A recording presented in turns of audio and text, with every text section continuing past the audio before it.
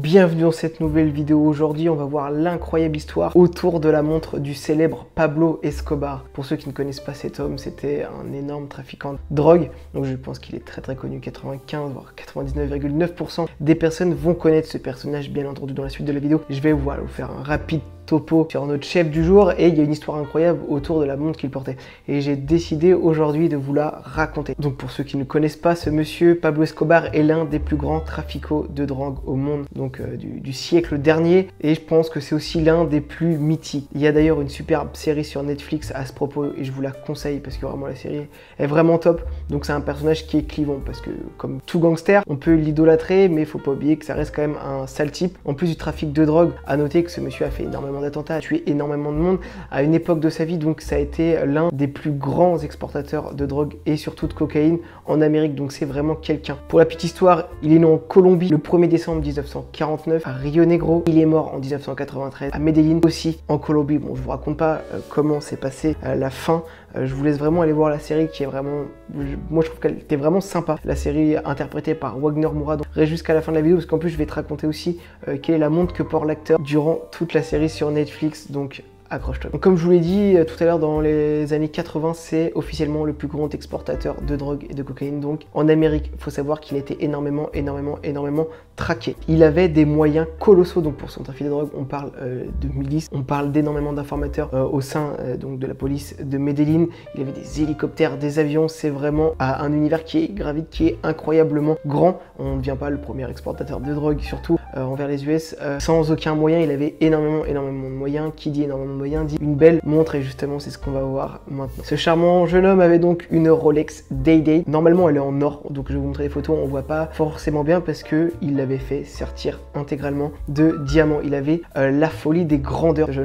Ce mec tout simplement, il avait vraiment la folie des grandeurs et avait fait donc sertir sa Rolex de diamants. À noter qu'il était totalement jobard comme type et qu'à un moment donné, vous verrez dans sa vie, il va aller en prison, dans une prison qu'il a construit lui-même. C'est vraiment un personnage et il a été jusqu'au bout en ayant une montre qui est totalement unique. À noter donc que la Day-Date, la Rolex Day-Date est vraiment, je tiens juste à vous préciser que j'ai un accent anglais cataclysmique, je suis vraiment désolé, j'ai le pire accent au monde, je suis vraiment à chier, je m'excuse de ça, mais ça devrait pas altérer avec l'histoire que je suis en train de vous raconter. À noter donc que cette montre est vraiment la montre des puissants par excellence. Elle a été portée par de nombreux hommes politiques, des mecs comme Joe Biden actuellement, Trump, Kennedy. À noter du coup que la montre qui avait été portée par Kennedy à l'époque lui avait été offerte par Marilyn Monroe. Aujourd'hui, énormément d'hommes puissants portent cette montre, que ce soit des sportifs comme Conor McGregor, des acteurs, ce genre de choses. C'est vraiment la montre qui symbolise la puissance. Cette montre symbolise la puissance parce qu'elle est seulement disponible en 4 matériaux super rares. Le platine, l'or jaune, l'or blanc et l'or rose. Vous la trouverez seulement avec ce type de matériaux, donc ça symbolise encore plus la puissance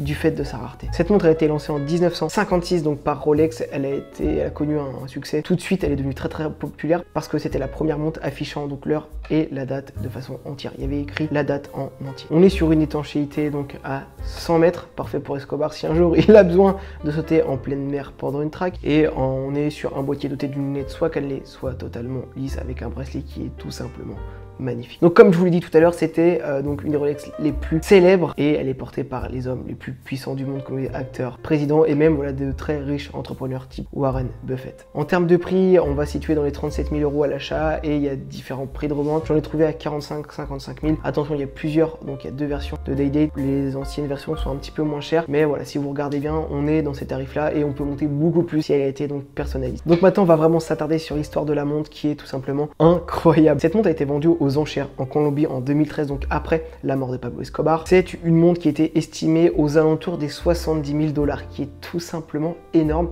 Et accrochez-vous bien, elle a été vendue pour seulement 8 500 $. Cette somme est totalement dérisoire, mais bien entendu, il y a quelque chose qui va se cacher derrière, donc il y a tout un mythe. C'est ce qu'on va voir maintenant. L'acheteur qui l'a donc acheté, comme son nom l'indique, a voulu rester anonyme, mais a déclaré donc qu'il restait anonyme parce que quand on achète un produit Escobar, un produit qui a appartenu donc à Pablo Escobar, on ne sait pas qui peut venir toquer à sa porte. porte, soit pour récupérer, soit tout simplement pour se faire tuer. Faut savoir vraiment qu'à l'époque, à la fin, Pablo Escobar n'hésitait pas vraiment à tirer dans le tas, à faire des attentats, à tuer toutes les personnes qui le dérangeaient. Donc le mec qui a acheté la montre, soit donc il a paniqué, il est resté anonyme, ou soit il y a différentes théories, et justement c'est ça que l'on va voir maintenant. Donc plusieurs théories. La première, le mec qui l'a acheté, il a eu une énorme chatte, il l'a chopé à 8500 $. Merci, au revoir. C'est pas la théorie la plus sexy, elle peut exister, c'est entre guillemets la version officielle. Soit deuxième théorie, effectivement, les personnes qui étaient présentes à cette vente aux enchères avaient potentiellement peur des retrouvailles et personne s'est bousculé donc pour avoir la montre. En vrai, la vérité, ça peut être vraiment plausible parce que vraiment Pablo Escobar pouvait faire énormément, enfin son clan en tout cas, même lui une fois mort, son clan pouvait faire énormément peur. Donc c'est vraiment une chose qui peut être plausible. Et la troisième théorie, c'est qu'elle a été donc rachetée à faible prix par le clan Escobar. Parce qu'à noter, excusez-moi, que la personne qui l'avait acheté tout à l'heure, donc celle qui l'a acheté à 8500 €,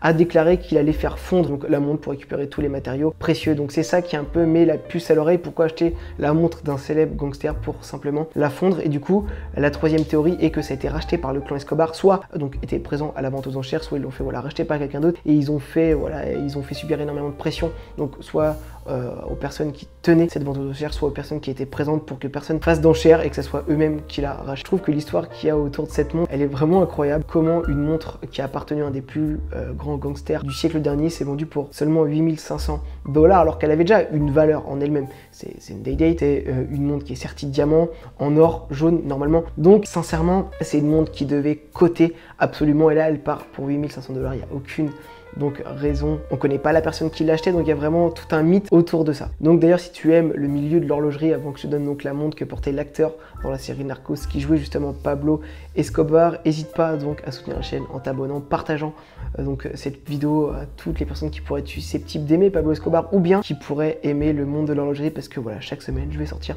des vidéos dans cet univers. Donc la montre que portait Wagner Moura, donc l'acteur dans la série Narcos, retraçant donc toute la vie de Pablo Escobar, était aussi une Rolex, mais c'est pas du tout une Rolex Day-Date. On était sur une Rolex Cellini 4114. C'est une montre carrée en or jaune. Je la trouve ultra classe, elle est minimaliste, elle est vraiment toute petite avec un bracelet en cuir d'alligator noir. Donc voilà, la cause animale est très importante, c'est juste pour voilà, vous signifier la montre qui était portée. C'est une montre aujourd'hui qu'on va retrouver sur le marché gris aux alentours donc des 3000 €. C'est une priesse qui est vraiment, je trouve, accessible et qui est vraiment classe. Donc moi je te dis à la semaine prochaine, n'hésite pas à abonner, partager, ciao.